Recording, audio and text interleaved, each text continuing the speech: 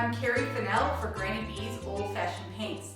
And as part of our beginner series, today we're going to talk about stenciling.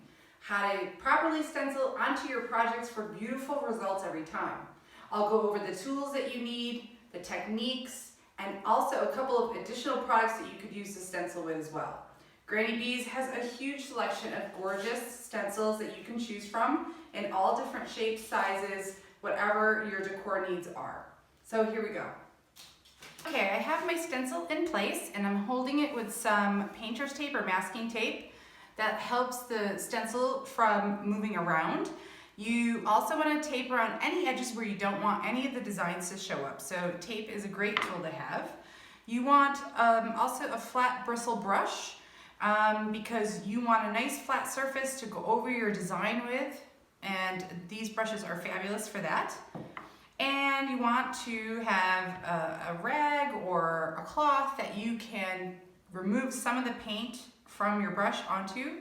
And then I also like to just keep a little plastic plate or lid or something just to decant a little bit of the paint onto. So here I'm going to paint the design over, I painted this piece with our limited edition paint Gatsby. And I'm going to use a little bit of daisy on this pattern. So I'm decanting just a little bit of the paint, and you don't want to put too much paint onto your brush.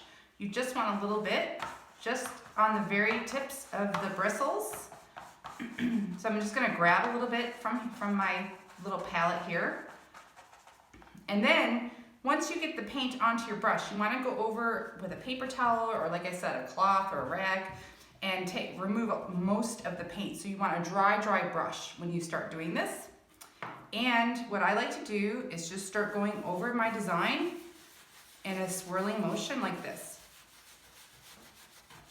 until that area where I'm stenciling is completely covered. And again, you don't want a lot of paint on your brush because the paint will seep underneath your stencil and that will create some issues with your design. So you want a nice, crisp image. It's going to be very soft and subtle. So if you want like bright color and a lot of contrast, you can leave the stencil on here and go over it again a second time.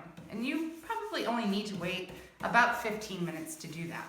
So you can see I'm just going in a swirling motion and I'm making sure that the stencil does not lift.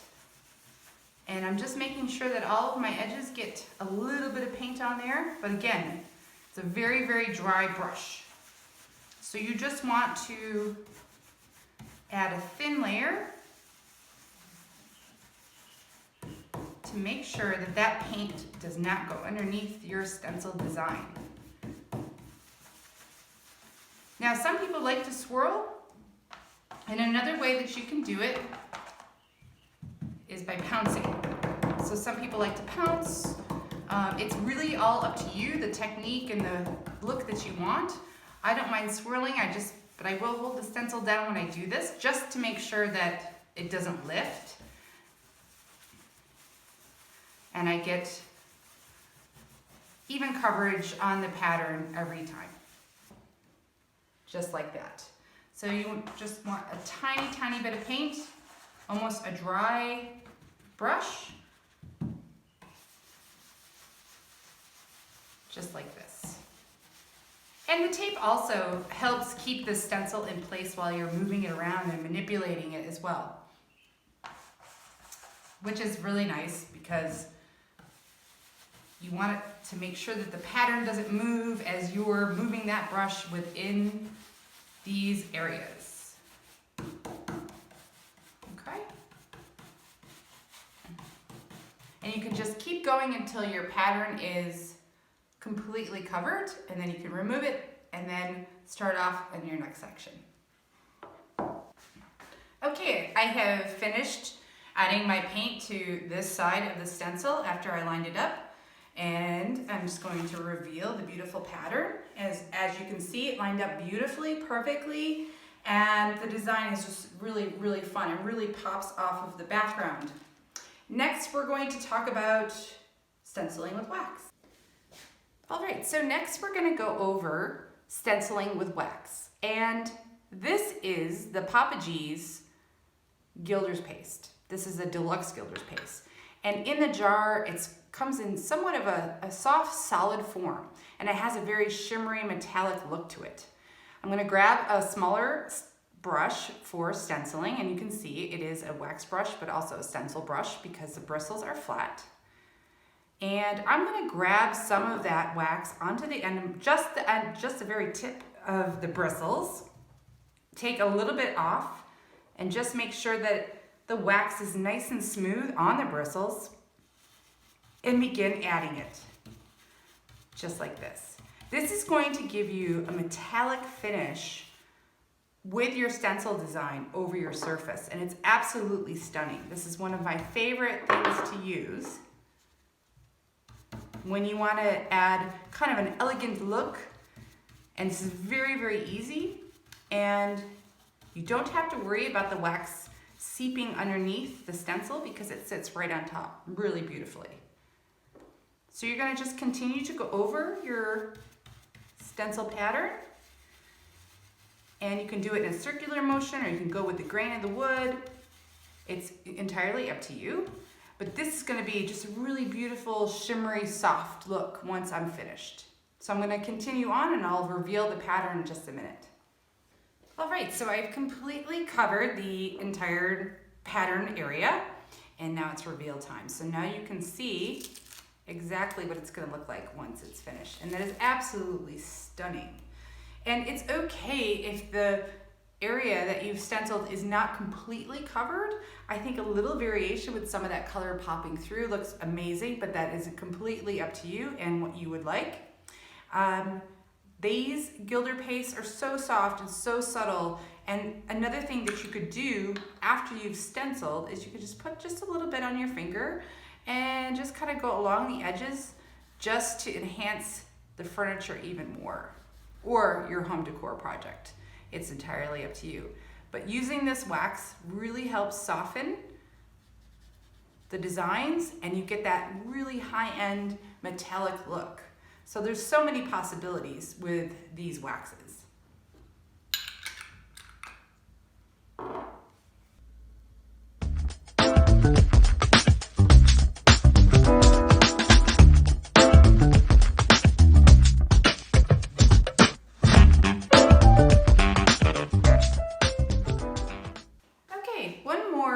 Idea for stenciling is using the Granny Bee's Embossing Paste. So this paste is almost like a plaster, and you spread it on. It's very thick. The heavier you add the paste to your stencil, the more dimension you're going to get. So I'm going to just demonstrate really quickly how you can add a little bit of dimension to your stencil pattern. You want to grab a tool that has a flat edge. It could be even an old credit card, something similar to this tool here, because the flat edge is going to help you just smooth that paste right over your design. And I like to go in one direction when I do this. And I'm also very careful to make sure I hold the stencil down when I do this, because it is a little bit thicker and stickier, so it will tend to pop up your stencil a little easier than adding with a brush. So you just want to make sure that you take your time with this and hold it down in the areas where you're adding the paste. And to smooth it out, you're just gonna, it's almost like frosting a cake. Now, if you feel like you've applied it too thick in some areas, or you want to smooth it out, I just remove any of the leftover paste, and I just go over it again until I'm happy with how it looks. And generally you want to let this dry for quite some time, depending on how much paint you want to add over this, or if you want to sand it a bit. The thicker that you add it, obviously the more dry time you would like. So I tend to let it dry overnight. I feel I get the best results that way.